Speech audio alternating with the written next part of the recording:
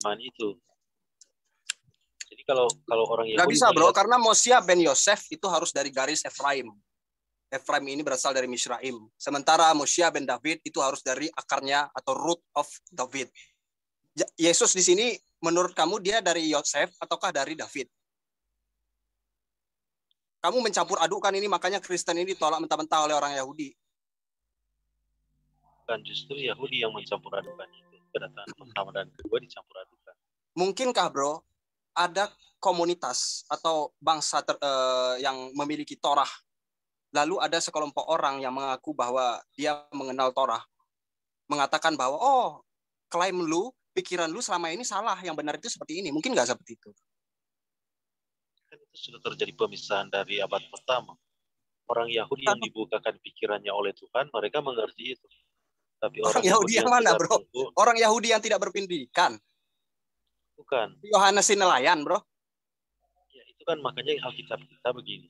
Kalau kita tidak rendah hati, itu tidak akan terbuka kepada kita, tidak akan dibukakan kepada kita. Jadi hanya orang yang rendah hati yang akan dibukakan Tuhan rahasia-rahasia firman Tuhan. Karena orang-orang agama di itu orang-orang tinggi hati, orang sombong, maka itu tidak terbuka kepada mereka. Bahkan Tuhan sengaja menutup itu dari mereka. Makanya Tuhan Yesus bilang waktu dia datang ke dunia, dia bilang kan, dia bersyukur karena itu dibukakan kepada orang-orang kecil. Lanjutin bro, gue lagi nyari ayat nih bro. Ya, itu yang membuat mereka tidak mengerti itu. Karena memang untuk menerima Alkitab itu, untuk dibukakan kepada kita, tuntutan pertama itu harus kerendahan hati dulu. Rahasia-rahasia kita kunci akan Tuhan bukakan. Nah ini dapat nih. Nah ini saya mau tunjukin ke kamu tadi nih. Nih saya share screen ya. Apa yang dimaksud di dalam Yesaya itu? Ini Alkibul kamu sendiri loh yang ngomong. Nah di sini kan dikatakan, baiklah padang gurun menyaringkan suara dengan kota-kotanya dan dengan desa-desa yang didiami Kedar, satu Kedar. Baiklah bersorak-sorai penduduk Bukit Batu. Di sini kan tertulis Bukit Batu nih, ya kan? Sebenarnya itu bukan Bukit Batu. Sela, ya. Di mana itu Sela? Nih, Sela. Proper name, location. Ya. Coba kamu cari deh di internet. Di mana itu Sela? Coba kamu lokasi ya. Proper name ini, location. Coba kita cari ya. Bukit Sela. Itu ditulis City of Edom. Bersorak-soraklah.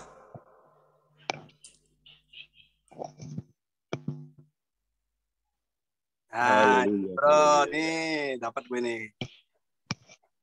Ini bro. Bisa di map kok itu Bukit Sela, bisa di map, masuk map. Tuh, Sela, Saudi Arabia bro. It's a mountain in Medina in modern Saudi Arabia. Mantap nggak bro? Hah? Saya belum periksa itu ya, saya belum lihat. Waduh, gimana mungkin seorang debater tidak bisa memeriksa ini? Bang Etan, sekalian nih. Bang Etan, Kedar nih, ada Kedar juga nih. Mau jaga juga kan? Nanti Anda. Itu kan Edom kan wilayah-wilayah Arab kan, Edom. Kedar. Halo ya.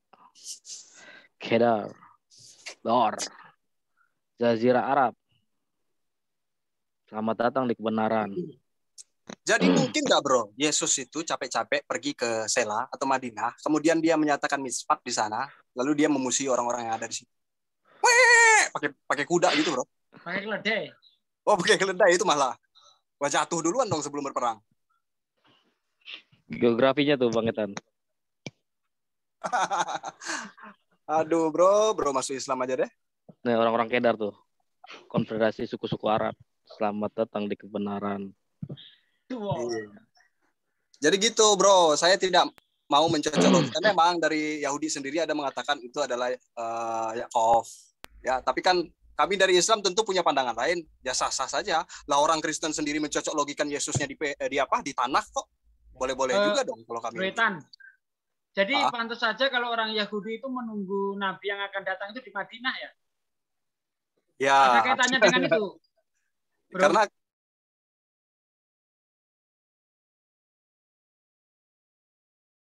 Karena beliau itu melihat kebenaran di dalam diri sang nabi.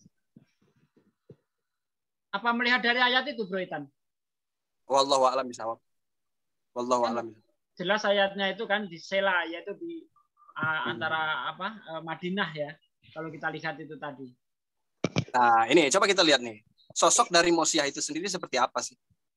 Dialah yang akan tadi ya. Nih. Dia akan memerintah sebagai raja, ya, Bro. Yang bijaksana dan akan melakukan keadilan dan kebenaran di negeri.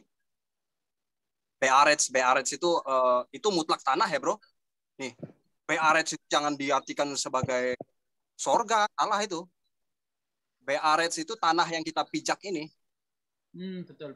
Lalu dia di sana akan melakukan mishpat, Bro. Sholat.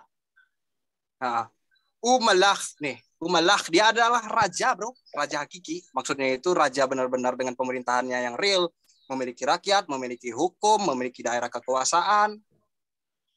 Bukan raja-rajaan seperti Yesus, Bro. Yesus mah jauh, Bro. Aduh, ketawa gue kok ketawa sinis nih. Makasih.